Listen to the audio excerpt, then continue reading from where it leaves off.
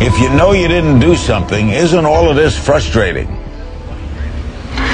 Frustrating doesn't even begin to describe what all this is.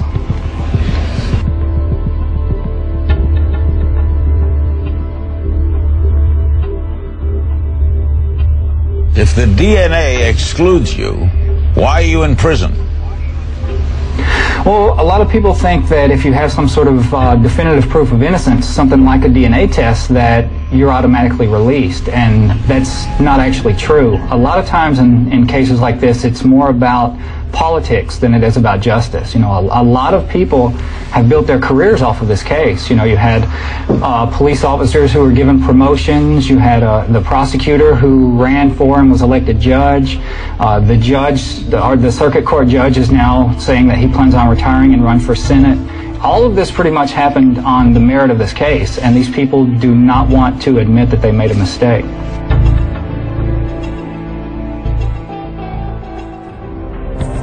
A rally was held in Little Rock today urging Arkansas Governor Mike Beebe to take action in the case of the West Memphis Three. In America, you have to be proven guilty beyond a shadow of doubt. Natalie Maines of the Dixie Chicks was there. The families of the victims were not. Still, many of them now support Echols' claim of innocence. I said it for years, you know, that the three men in prison, they're guilty. They did it. With new DNA evidence and stuff, don't point to them. No justice wasn't served. I feel like it's still not served. John Mark Byers, stepfather of one of the victims, recently had a change of heart as well. Over a year ago, things came to my front, and I realized that mistakes had been made that I wasn't aware of. I started researching, and I found a lot of things that I believe were wrong with this case. The way they were handled, I believe, was a rush to judgment. After learning of the new evidence, he said he's reversed his belief in the guilt of the West Memphis Three, and he now wants you to know, I'm here for you. You have a comment? Just that I really do appreciate that. I appreciate everything he's been expressing lately. I've heard him make comments like that several times on different local news stations, and I've heard people repeat that to me, and I really, really do appreciate that. It means a great deal. Sick and tired of hearing things from uptight, short-sighted, narrow-minded hypocrites. All I want is the truth. Just give us the truth. A number of famous people, celebrities and artists and writers have rallied to your cause. How does that make you feel? You've become a cause celeb. Grateful, appreciative, thankful, more so than I could ever even begin to articulate. You know, it's through their efforts and through the attention that they brought to the case and through donations that people have made that we were even able to do this DNA testing now. Have they been to see you? Eddie has. He's been to see me a couple times. We talk on the phone, write, things of that nature. Eddie has went above and beyond the call of duty to me and my wife both. You know, he has been probably the greatest friend a person can have through all of this. So let me just conclude with, go back to our actual innocence test. The federal court will have to decide whether today, tried today with this information, Damien Echols would be acquitted. Well, let's look at the conclusion of the argument that convicted him back in 1993. There have been hundreds of people killed in the name of religion. It is a motivating force. It gives people who want to do evil, want to commit murders, a reason to do what they're doing. Satanic panic. Yeah, that's a scary thing. But it's a scarier thing to convict someone with no evidence. There is no evidence at the crime that connects to them.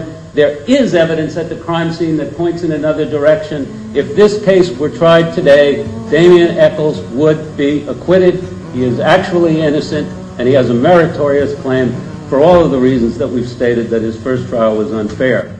It's a mystery to me. We have agreed with which we have agreed.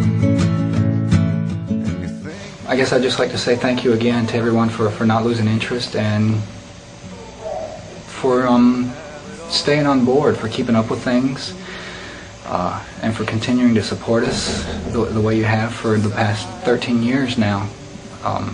It's appreciated more than I could ever even begin to tell you. It's a huge force in my life, and I'm sure it is in Jason's and Jessie's as well. It's what gets us through the day. It's what keeps us from losing hope. Just the belief that because of your support, because of your interest, and because of your love, that one day we'll be out of here. And I just want to thank you again for that.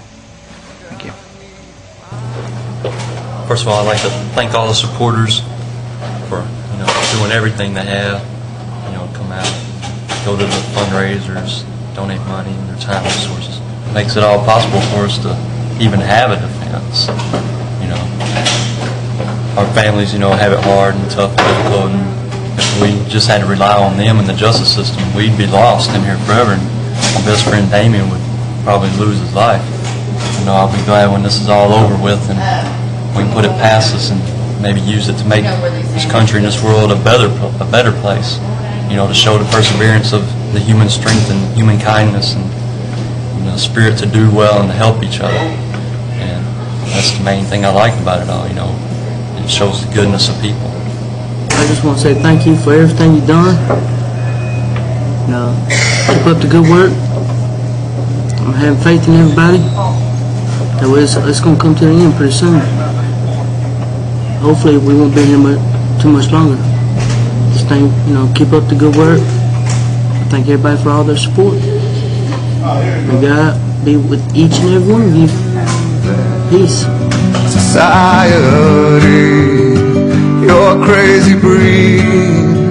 I hope you're not lonely without me. Society, crazy indeed.